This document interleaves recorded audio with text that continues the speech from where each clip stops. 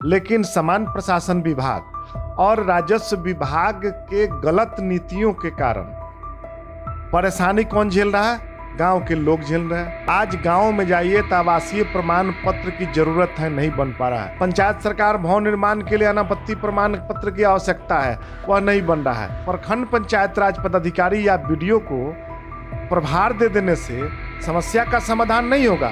गलत तरीके से मुख्यमंत्री जी को गुमराह किया जा रहा है। मुख्यमंत्री जी के आंखों में धूल झोंक करके अधिकारी समान प्रशासन विभाग के और राजस्व विभाग के उलझा करके पूरी व्यवस्था को चरमराने काम किया है। कौन है जो मुख्यमंत्री के आंख में धूल झोंक रहा है? निश्चित रूप से समान प्रशासन विभाग के अधिकारी हैं और राजस्व विभाग के अधिकारी हैं। राजस्व विभाग के अधिकारी अगर सही प्लानिंग और नीति बनाते तो ये स्थिति नहीं आती। बिहार में सीओ, आरओ कर्मचारी सब हड़ताल पर हैं। राजस्व अधिकारी से लेकर राजस्व कर्मचारी तक हड़ताल पर हैं। अब आप ऐसे समझिए कि उनके हड़ताल पर जाने से बिहार के गांव-गांव का जो काम होता है, पंचायतों का जो काम होता है, आम जनता का जो काम होता है, सब ठप है। हमारे साथ मुखिया संघ के बिहार के प्रदेश अध्यक्ष हैं। हम इनसे जानने की कोशिश करेंगे कि आखिर इसका कितना असर गांव के आम लोगों पर पड़ रहा है, विभाग पर पड़ रहा है और पंचायतों पर पड़ रहा है। सबसे पहले तो आपका स्वागत है जी। धन्यवाद। जैसा कि जो अभी राजस्व कर्मचारियों और राजस्व अधिकारियों का जो हड़ताल है, तो ये हड़ताल उसका अपना राइट है, हड़ताल करे, कोई हम लोगों को आपत्ति नहीं है। लेकिन समान प्रशासन विभाग और राजस्व विभाग के गलत नीतियों के कारण परेशानी कौन झेल रहा है? गांव के लोग झेल रहे हैं। परेशानी कौन झेल रहा है? आज गांव में जाइए तो आवासीय प्रमाण पत्र की जरूरत है, नहीं बन पा रहा है। आज गांव में चले जाइए, पंचायत सरकार भवन निर्माण के लिए अनापत्ति प्रमाण पत्र की आवश्यकता है, वह नहीं बन रहा है। आज गांव में लोगों की शादी की समस्या, शादी के समय बहुत ऐसे परिवार हैं जो अपने ज़मीन को बेच करके भी शादी, अपने बच्चियों का शादी करने का काम करते हैं।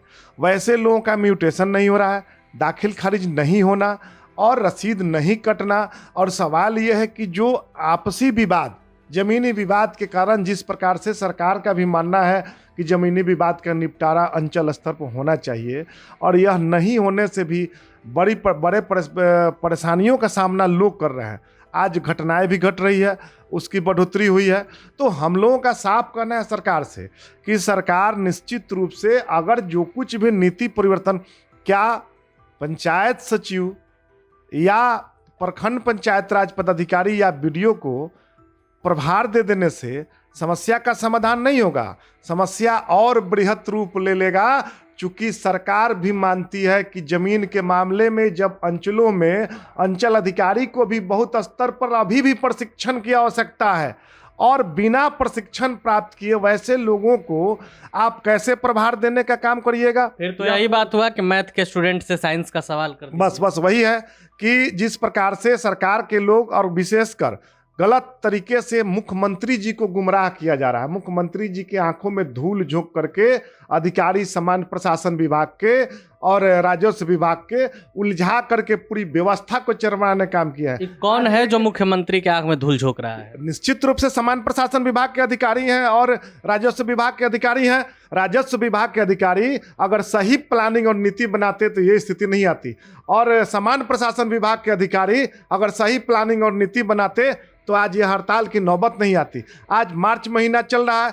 आज गांव में मुख्यमंत्री जी का जो सपना है कि विवाह भवन बने, लेकिन एनओसी नहीं मिल रहा है। तो हम लोगों ने तो तय किया है कि सीएम साहब से भी मिलेंगे। आज यात्रा से लौट रहे हैं और लौटने के बाद हम लोगों का 1 से 2 दिनों के अंदर में सीएम साहब से मिल करके और सम्राट चौधरी जी से भी और उप मुख्यमंत्री दोनों आदमी से भी, सभी लोगों से मिल करके, और हम लोग शिकायत करने का काम करेंगे दोनों विभाग का कि दोनों विभाग अविलंब हड़ताल तुड़वाए, और जो समस्या का समाधान दोनों विभाग को करना है।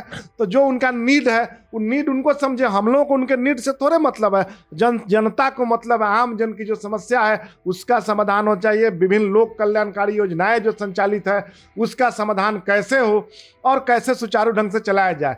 किसी को अनाहक ये जो पंचायती राज व्यवस्था हमारा है, इसके कारण पूरी तरह प्रभावित है। तो आम फंसता होगा आम जनता का, तो सबसे पहले मुखिया जी को, सब लोग प्रभावित है। सरकार सर्वे करा ले, मालूम चल जाएगा किस प्रकार से गांव की स्थिति चरमराई हुई है। लोग परेशान है और लोग हार चुके हैं। इसलिए हम मुख्यमंत्री जी से अपील करना चाहते हैं और समान प्रशासन विभाग से भी कहना चाहते हैं और राजस्व विभाग से भी समस्या का समाधान अविलंब करें और अनाहक रूप से किसी भी ये परेशान करके आम जनता को किसी को कोई उससे लाभ नहीं मिलेगा। इसलिए अविलंब इस समस्या का समाधान होना चाहिए। विजय सिन्हा तो कह रहे हैं कि हम अधिकारियों को सस्पेंड ही कर देंगे। अरे विजय सिन्हा को तो बदनाम करने की एक रणनीति के तहत सब काम कर रहे हैं, अलग अलग विभाग का मिल करके। विजय सिन्हा अगर उन्होंने भी जो कुछ भी अपना घोषणा किया, कुछ भी किया, तो हम लोग तो कहते हैं कि भैया समान प्रशासन, आप बिहार सरकार के उप मुख्यमंत्री हैं और सरकार से बात करिए, सरकार से समस्या के समाधान के लिए पहल होना चाहिए। तो उनको भी आगे आकर के इसमें पहल करके लिए जल्द से जल्द समाधान हो, हड़ताल टूटे और आम जन की समस्या, हम लोगों को समस्या विभिन्न जो जनहित की समस्या है उसके समाधान की जरूरत है और उस समाधान के लिए हर स्तर पर तत्पर होने की जरूरत है, तभी समस्या का समाधान। गांव के लोग अपनी परेशानी लेकर आप लोग के पास ही आते होंगे। आप गांव में चले जाइए, सुबह शाम यही समस्या है, लोग त्रस्त हो चुके हैं, आक्रोश फैला हुआ है गांव में। ये जो सिस्टम ये लोग बनाया है कि नीचे हड़ताल और मीडिया में बयानबाजी दे देने से नहीं चलेगा कि हड़ताल तोड़ दो तो ये कर दो या समान प्रशासन ये कर दो, ये नहीं चलेगा। ये गांव के लोग परेशान है और मुख्यमंत्री जी को गुमराह करने का ये लोग काम किया है। मुख्यमंत्री जी इसमें हस्तक्षेप करें और अविलंब इस मामले का समाधान होना चाहिए। तो आपने अभी मुखिया संघ के अध्यक्ष मिथिलेश जी को सुना, इन्होंने साफ साफ कहा है कि तुरंत इसमें मुख्यमंत्री हस्तक्षेप करें और मुख्यमंत्री से भी ये मिलने जा रहे हैं, गुमराह किया जा रहा है। अब देखने वाली बात होगी कि आखिर कब तक आरओ, सीओ और कर्मचारी काम पर लौटते हैं, सरकार कब तक इसमें एक्शन लेती है। पल पल की अपडेट हम आपको देते रहेंगे। आप बने रहे प्रभात खबर के साथ। शुक्रिया। प्रभातखबर.com, विश्वास वही, रफ्तार नहीं।